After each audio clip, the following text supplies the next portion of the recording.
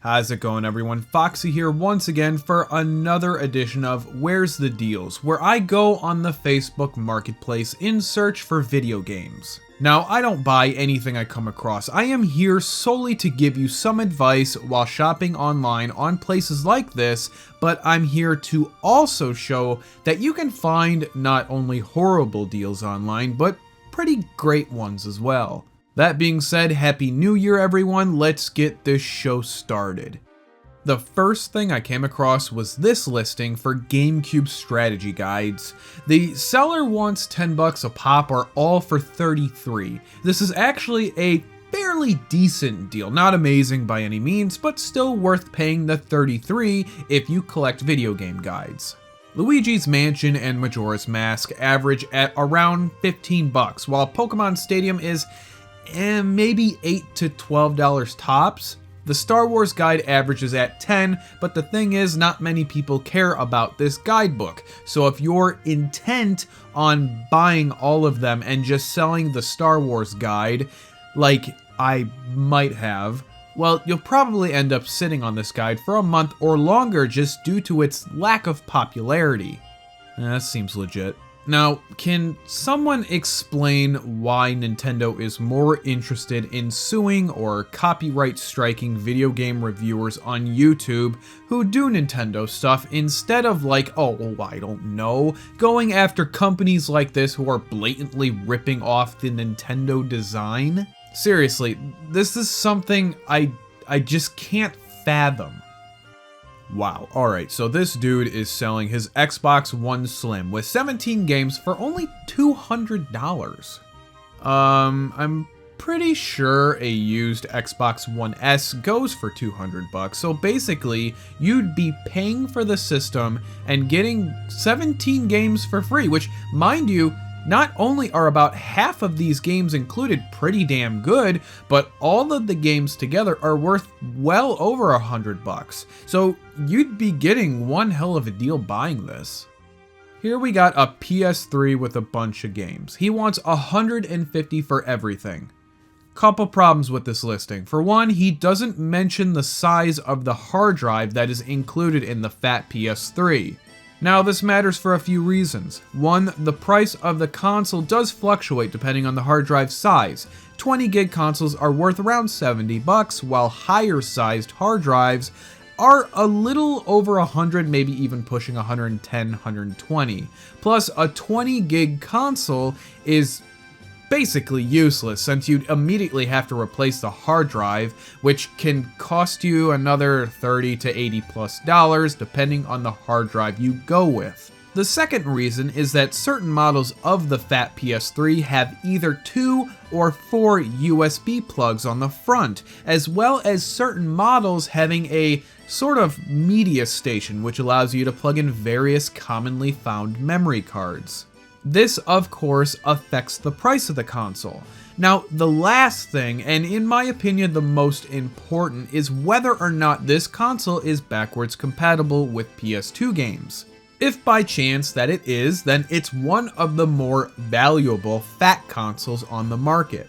Now, some people may not know this, but all of the models of the PS3 are backwards compatible with PS1 games, but the PS2 games are only compatible with, I believe, 2 versions of the original fat PS3 console. So the ones that are backwards compatible with both PS2 and PS1 games are not only becoming increasingly harder to find, but they're also becoming more and more expensive as the years go on.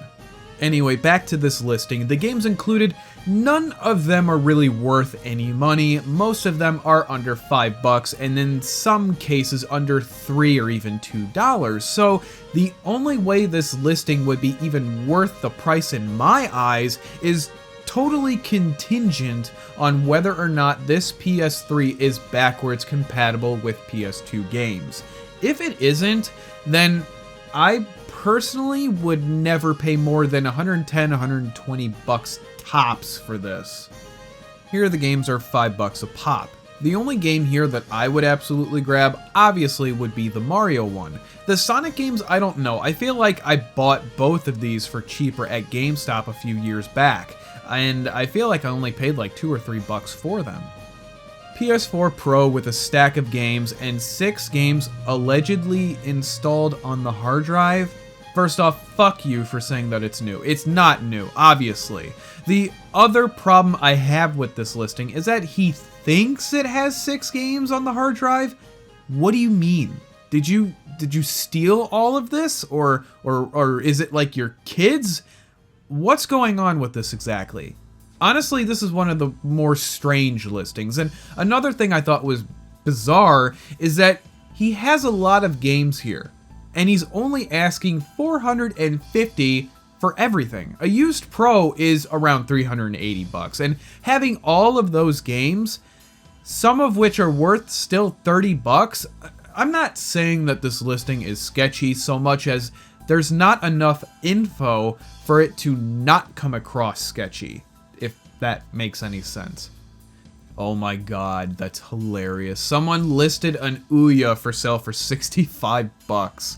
Does anyone remember this game console? If I remember correctly, this was an original like Kickstarter thing that got funded millions of dollars, and the result product was more or less a commercial failure, since after a few months of its release, you never heard anything about it.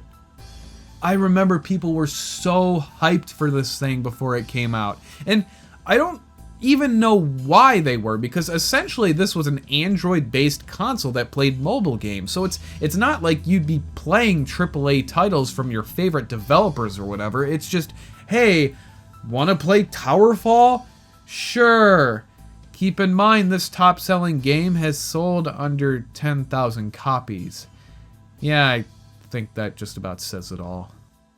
Super Smash Melee for $35 is a good deal. The game, depending on the condition, is usually $50 if not $60. I actually think of all the Smash games, this one is my favorite, although keep in mind I have not played the Smash game on the Switch, despite owning it.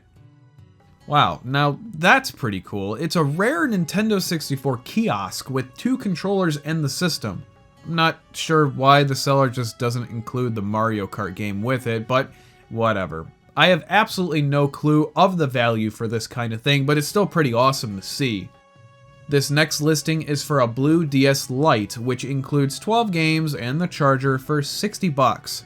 The seller also felt compelled to say that the DS Lite retails for close to $200, which isn't even sort of true because the DS Lite retailed for $129.99. The only DS without it being a bundle or 3D that sold for close to $200 is the DSi XL, retailing for $189.99. But enough of me being a nitpicky dickhead.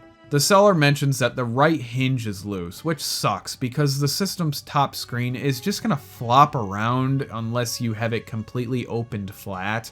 The games included aren't worth anything, and due to the condition of the system, I don't think this is all that great of a deal. You can find DSs all over the place in good shape if you just look hard enough, and there's plenty of great DS games out there that are cheap. I'm talking like $2, $3 cheap, so yeah, this is a no thanks. So in this listing, we have 9 boxed Super Nintendo games for $60. This one is very interesting to me because that Captain America game alone, if it's complete and in good condition, is worth $60 by itself. Beavis and Butthead is around 30-ish, and Ultraman isn't exactly super cheap either. Why this guy wants so little for these games is kinda astounding. If I was a reseller or even collected Super Nintendo games, I would absolutely jump on this listing and then sold those sports titles if anything. I wouldn't make my money back entirely with those alone, but the value here I could imagine is close to being double if not triple what the seller's asking price is. Here's another interesting one. There's a lot of 14 Odyssey 2 games, some of which include the manuals and boxes. I don't know a damn thing about the system, I'm not afraid to say that. So at first glance, I thought, wow, okay, this must be worth a hell of a lot more than $20. But then I started picking around on eBay doing very brief searches for Odyssey 2 game lots. $20 is pretty much what a dozen or so games go for. And honestly, I'm pretty shocked by that. Now we have a GameCube lot, including 2 controllers, all the cords, a memory card, and 10 games. 150 bucks. As much as I do appreciate the pseudo-floral presentation here, unfortunately it's just not worth that much money. I find GameCube consoles buy me all the time ranging from 30 to 50 bucks max with the cords and a controller or 2. The games included aren't worth an extra $100 or so. Yeah, you have a few Mario titles, damn good ones in fact, but they're only worth about 15 bucks each, and the rest don't have much or really any value except for maybe Fight Night? If this were my listing and I wanted to sell it for a reasonable price without having to sit on it for months on end, I'd probably sell it for 80, maybe 90 bucks tops. Not sure why this is listed under video games, but let me just say that if you are just getting into voice work, whether it be YouTube, podcasting, whatever, I had a blue Snowball for numerous years, and for the 25 bucks that the seller is asking for, it's more than worth the price. You can even use this as a standalone mic on some game consoles, which is actually a lot better than most sub $200 gaming headset mics. He put or best offer in the listing. I'd ask 20 bucks just for shits, but 25 again is more than worth the price. PS3 games, 10 bucks a piece. You know, there's a lot of great titles here, but you gotta be careful. Just because a game is amazing doesn't mean it's still worth 10 bucks. The only few titles here that I feel are worth the price are, of course, Marvel vs. Capcom 3, Ratchet & Clank, Saw 2, which is incredibly uncommon here, and I think the Tekken games and Juiced 2 are worth more than 10 bucks. Here's a rare sight for me, a Gameboy Micro for 80 bucks. It includes 3 games, 1 video cart, a charger, a couple faceplates, and a case. I've seen sets like this with multiple faceplates sell for around 110 to 150 bucks depending on the condition.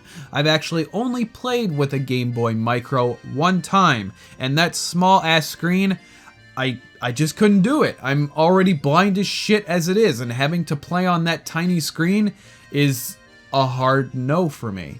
Despite that, I would love to own one of these just to have for my collection, but I can never play a game on it without feeling like shooting my fucking brains out. Alright everyone, that is going to do it for today's edition of Where's the Deals.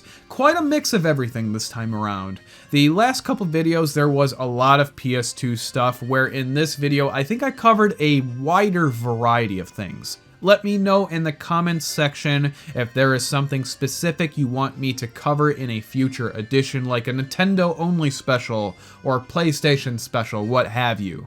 Thanks for watching everyone. These videos are an absolute blast to make, and I will definitely continue to make them, so take care, and I will see you all next time.